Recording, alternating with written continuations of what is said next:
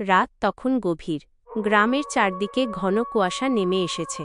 নদীর ধারে বাঁশঝাড়ের পাশে হঠাৎই এক অদ্ভুত শব্দ শোনা গেল। মেয়েলি কান্না, ভাঙা গলায় দীর্ঘশ্বাসের মতো। লোকেরা বলে ওই বাঁশঝাড়ের ভেতরেই থাকে চুড়েল। তার পা উল্টো, চুল এলোমেলো, চোখ দুটো লাল আগুনের মতো জ্বলতে থাকে। দিনের বেলায় তাকে দেখা যায় না, কিন্তু রাত বাড়লে সে বেরিয়ে আসে, একলা পথিক খুঁজে বেড়ায়। গ্রামের এক যুবক, নাম আনোয়ার, এক রাতে বাড়ি ফিরছিল। হঠাৎ শুনল তার পেছন থেকে মিষ্টি গলায় কেউ ডাকছে, ওরে দাঁড়াও, আমাকে একবার বাড়ি পৌঁছে দাও। সে ঘুরে দাঁড়াল। সামনে দাঁড়িয়ে আছে এক সুন্দরী মহিলা, লম্বা চুল কাঁধে ঝুলছে, মুখে অদ্ভুত মায়া, কিন্তু তার পা উল্টো ঘোরানো। আনোয়ারের শরীর ঠান্ডা হয়ে গেল। মহিলার মুখ ধীরে ধীরে বদলে গেল। দাঁত লম্বা নখের মতো বেরিয়ে এলো, চোখ জ্বলতে লাগলো লাল রঙে। সে ফিসফিস করে বলল, তুই আমার সঙ্গে চলবি। এক ঝড়ের মতো শব্দ উঠল চারদিকে।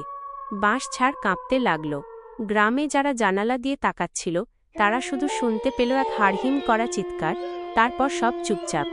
সকালে মানুষ আনোয়ারের দেহ খুঁজে পেল বাঁশঝাড়ের ভেতর, মুখে ভয়ানক আতঙ্কের ছাপ, চোখ দুটো ফাঁকা চাহনিতে খোলা। আজও সেই বাঁশঝাড়ের পাশ দিয়ে কেউ একা যায় না। রাতে দূর থেকে মাঝে মাঝে শোনা যায় মেয়েলি কান্নার আওয়াজ। চুড়েল এখনও শিকার খুঁজে বেড়ায়। গ্রামের নাম চাঁদপুর।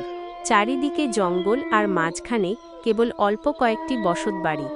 সন্ধ্যা নামলেই গ্রামে এক গভীর নিস্তব্ধতা নেমে আসে। লোকেরা বলতো এই গ্রামে একটি ভয়ঙ্কর ভূত আছে, যার নাম নিশি। তার বিশেষত্ব হল সে রাতের বেলা প্রিয়জনের গলায় হুবহু নাম ধরে ডাকে, কিন্তু একবারই। যদি কেউ সেই ডাকে সাড়া দিয়ে দরজা খুলে বাইরে যায়, তাহলে সে আর কখনো ফেরে না।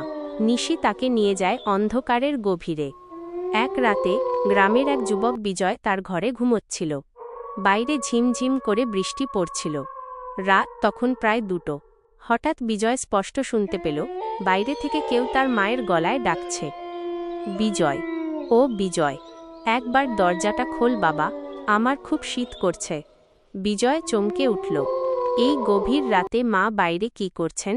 সে তড়িঘড়ি উঠে দরজার দিকে পা বাড়াল। ঠিক তখনই তার দাদুর পুরনো কথা মনে পড়ল, নিশি একবারের বেশি ডাকে না। বিজয় দরজা থেকে হাত সরিয়ে নিল। তার মন মানতে চাইছিল না, কারণ ডাকটা হুবহু তার মায়ের মতো ছিল। সে দরজার কাছে দাঁড়িয়ে ফিসফিস করে জিজ্ঞেস করল, কে কে ডাকছ? বাইরে থেকে কোনো উত্তর এলো না, কেবল বৃষ্টির শব্দ। 1 মিনিট পেরোনোর আগেই এবার একটি ভয়ঙ্কর, কর্কশ, হার্শ গলায় 3বার ডাক এলো, বিজয়, ও বিজয়, ও বিজয়। এবার আর সন্দেহের কোনো অবকাশ রইল না। এ তো মানুষের গলা নয়। এই দ্বিতীয় ডাকটি ছিল নিশির আসল রূপের ডাক। ভয়ে বিজয় কাঠ হয়ে গেল। সে জানে যদি সে প্রথম ডাকে দরজা খুলত, তাহলে তার ভয়ানক পরিণতি হতো। সে সারা রাত দরজা বন্ধ করে প্রার্থনা করতে থাকল। সকালে উঠে সে দেখল দরজার বাইরে একটিও পায়ের ছাপ নেই, কেবল ভিজে মাটি আর বৃষ্টির দাগ। কিন্তু সেই রাত থেকে গ্রামের সবাই জেনে গেল যে নিশির ডাক এখনও চাঁদপুরের জঙ্গল থেকে আসে, মানুষকে একবার নাম ধরে ডেকে চিরকালের জন্য নিয়ে যাওয়ার জন্য।